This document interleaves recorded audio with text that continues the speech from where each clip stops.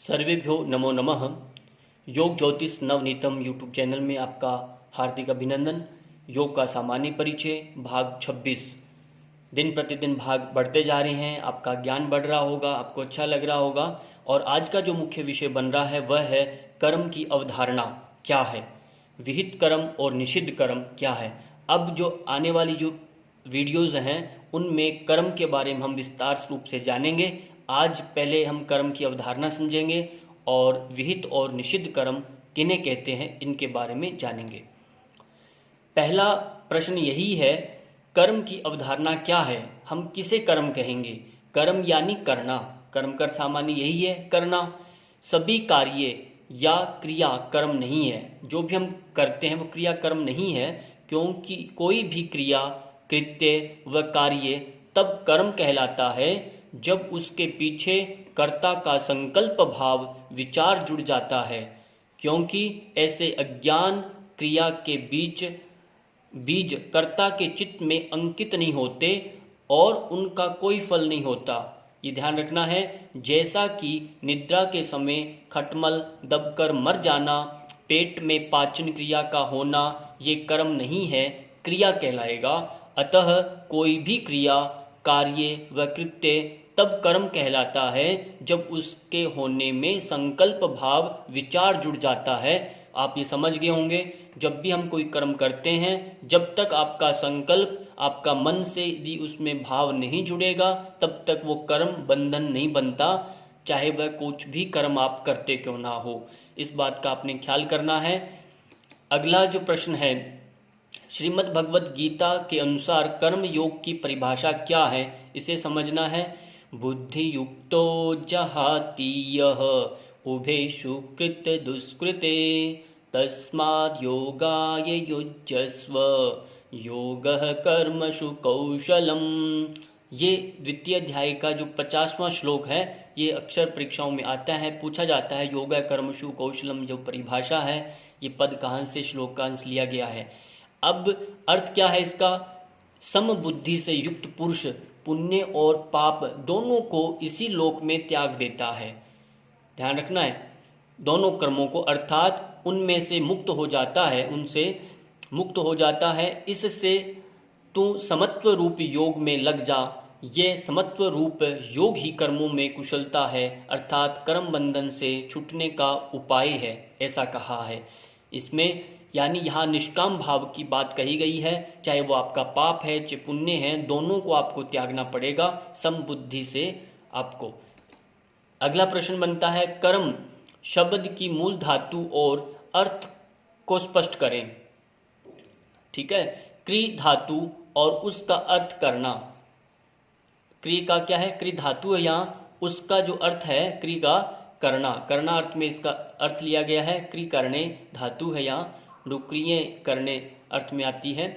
अगला जो प्रश्न है, वैदिक साहित्य में कर्म के कितने भेद हैं।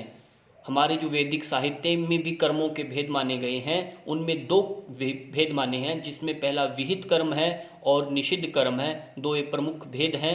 विहित कर्म कितने प्रकार के हैं, यानी विहित कर्म के कितने भेद हैं, 4।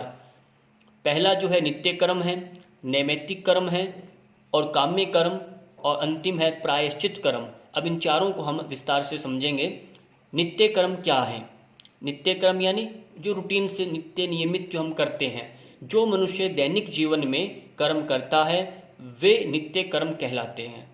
बहुत स्पष्ट है, जैसे दिनचर्या के शौचादि, भोजनादि, आजीविका, श्रम, अध्ययन, अध्यापन कार्य, ये सब आपके नित्य कर्म में कहलाएंगे, इनका ध्यान रखना है।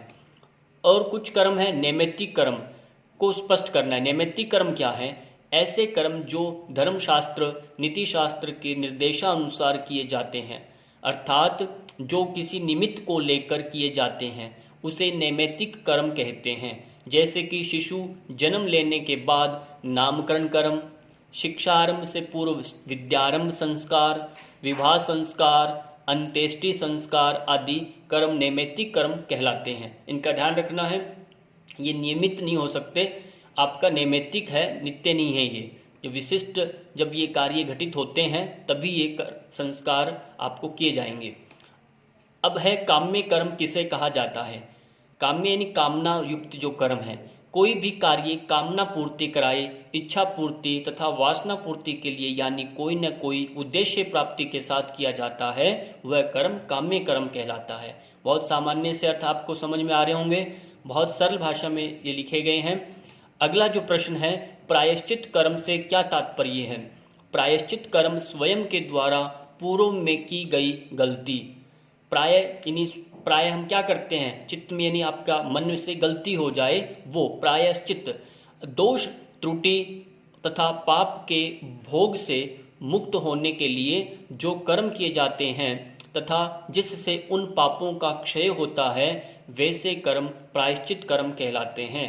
ध्यान रखना है, जैसे उपवास करना, तप साधना कर रहे हैं, मौन बैठ रहे हैं आप, तितिक्षा यानी आप समत्व का भाव यानी द्वंद्व सहन करते हैं, और चांद्रायन व्रत है आदि प्रायश्चित कर्म कहलाते हैं। अब चांद्रायन व्रत क्या है, आप ध्यान से समझना है इसको। चांद्रायन व्रत उसे कहा जाता है जब आप अब चंद्रमा की शुक्ल पक्ष की प्रथम जब कला उदित होती है, तो उसी के साथ आपने पहले पूर्णिमा से आपने इसको शुरू किया जाता है। पूर्णिमा को आपने देखा चांद पूरा है तो हम एक रोटी खाएंगे।